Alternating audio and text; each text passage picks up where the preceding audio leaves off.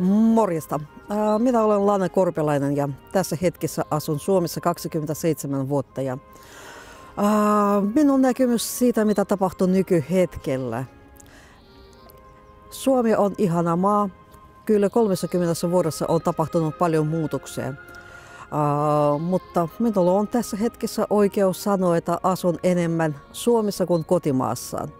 Ja vaikka äidinkielenään puhun venäjä, suomi on tullut jo sen verran tutuksi, jo sen verran omaksi, että voin sanoa, että kotimaani on täällä. Maahanmuuttaja vai paluumuuttaja? Minä olen enemmän paluumuuttaja. Minä tulin Suomen jo osasin kieltä. Minä heti olin työpaikalla periaatteessa jo parin viikon kuluttua, kun saapuin.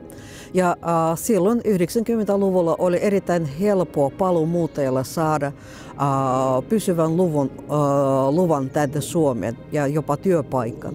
Ja kun kieli oli hallussa, niin ehkä minä olen poikkeus siinä mielessä, että minulla ei ollut niitä vaiheita, joita kohtaavat yleensä maahanmuuttajat, kun ne saapuvat Suomeen.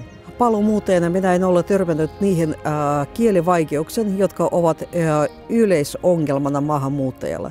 Minun mielestä suomen kieli ei ole se vaikein oleva kieli, vaan sitä minun mielestä tarkoituksella opetetaan väärin. Se on hyvä kysymys, mistä syystä. Mutta jos ihminen ei kuule siitä, mitä hän puhuu, hän ei pysty puhumaan. Ja nykysysteemi, jolla koulutetaan ihmisiä puhumaan, se ei ole puhumista, se on olemista kielessä. Se on kieliopetus ilman kieltä. Siellä ei opeteta nimenomaan puhumaan ja kuulemaan siitä. Ja suomen kieli on ihana, se on erittäin helppo kieli.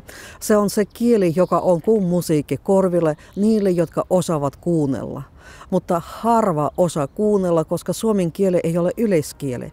Ja hyvin monet maahanmuuttajat ensimmäisen kerran elämässään kuulevat sen kielen vasta sen jälkeen, kun astuvat rajan yli. Minun kohdalla se ei ollut niin, sen takia suomen kieli ei ollut mulle ikinä ongelmana. Toinen asia on se, että kuitenkin minulla on yliopiston tason suomen kieli ja minulle heti oli suomalaisia ystäviä, koska minä pystyn kommunikoimaan heidän kanssa.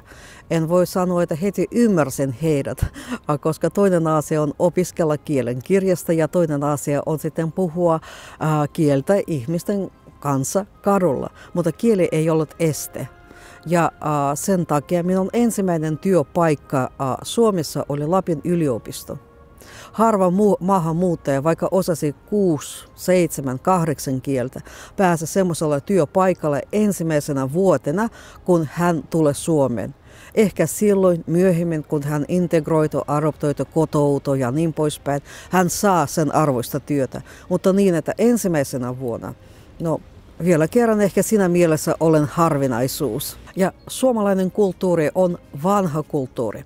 Vaikka verrattuna muihin kulttuureihin ehkä se ei ole tuhansien vuosien vanha, mutta silti ovat omat perinteet, on oma kulttuuri, on omat arvot ja niitä ei saa hävitä missään tapauksessa. Mutta millä tavalla maahanmuuttaja kotoutuu, jos hän pääsee kiinni elämästä vain työelämän tasolla? Työelämä on vain 8 tuntia per päivä, 40 tuntia per viikko meidän elämästä. Mutta muuten, kuinka maahanmuuttaja pääsee nauttimaan suomalaisesta kirjallisuudesta? Millä tavalla hän ymmärtää niitä kauniita lauluja, joita lauletaan täällä, kansanlauluja, nykymusiikkia? Millä tavalla se pääsee perille niistä arvoista, jotka ovat olemassa tässä Suomessa, jos hän ei ole siinä mukana?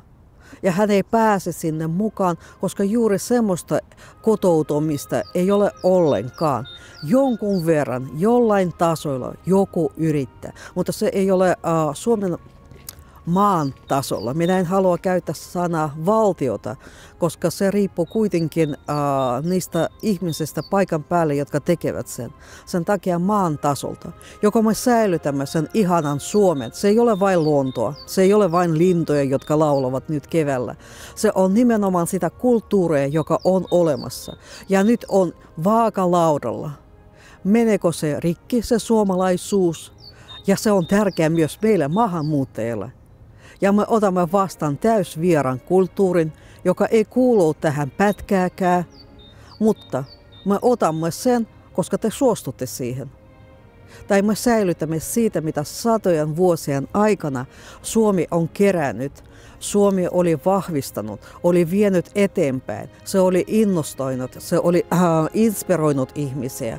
Sen perusteella, vaikka Kalevalan perusteella on tuotu koruja, kankaita, elokuvia, on tuotu taidetta. Se on perinnö.